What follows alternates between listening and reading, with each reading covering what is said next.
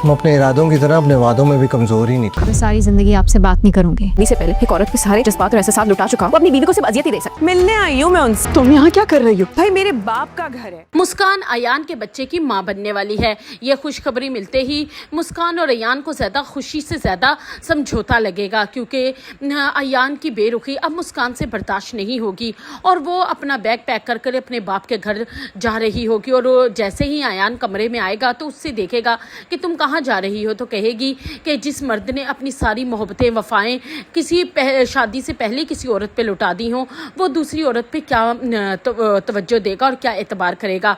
बस बहुत हो गया, मैं यहाँ से छोड़कर जा रही हूँ। उस पर अयान भी उसे कहेगा कि तुम तो अपने इरादों में और अपनी वादों में बड़ी कमज़ोर निकली। तुमने तो बड़े इरादे और पक्के वादे किए थे कि तुम हर हाल में मेरा साथ दोगी। उस पर मुस्कान कहेगी कि हाँ, लेकिन जब मर्द अपनी बीवी पर भरोसा ना करे और उसे और एक ऐसी औरत से मिलवाए जो बदकिरदार हो, तो उस औरत को उस मर्द के साथ नहीं रहना चाहिए।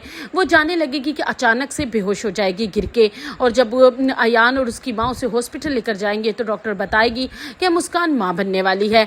तो अयान की माँ अयान को बहुत डांटेगी और कहेगी कि जब से उसकी बच्ची की शादी तुम्हारे साथ हुई है और जब से लेकर अब तक तुमने सिर्फ उसे डिप्रेशन ही देकर रखा है, और अब इतनी खुशखबरी होने के बावजूद भी वो बच्ची कितनी डिप्रेशन में है, और अब तो वो माँ बनने वाली है, तुम्हें औलाद देने वाली है। अब तो ठीक हो जाओ, क्यों अपने बाप की तरह जैसे तुम्हारे बाप ने सारी ज़िंदगी मुझे टंगा के रखा, तुम भी उसे एक ही सूली पर टंगा के रखोगे।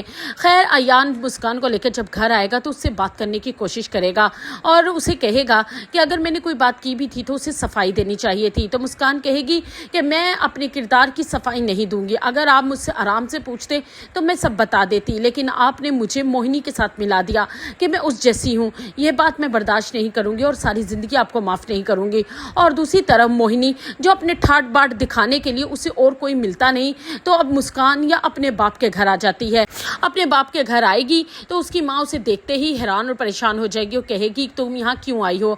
तो टका के जवाब देगी कि मैं अपने बाप के घर आई हूँ, अपने बाप से मिलने आई हूँ, तुम कौन होती हो मुझे रोकने वाली? इतने में उसका बाप भी वहाँ आ जाएगा, लेकिन मोहिनी को अपने घर में देकर बर्दाश्त नहीं करेगा और कहेगा कि निकल जाओ यहाँ से, वरना धक्के देकर निकाल दूंगा। ना मैं तुम्हारा बाप हूँ, ना तुम मेरी बेटी हो। तुम जैसी बेटी से बेहतर है कि मेरी कोई बेटी ही ना होती।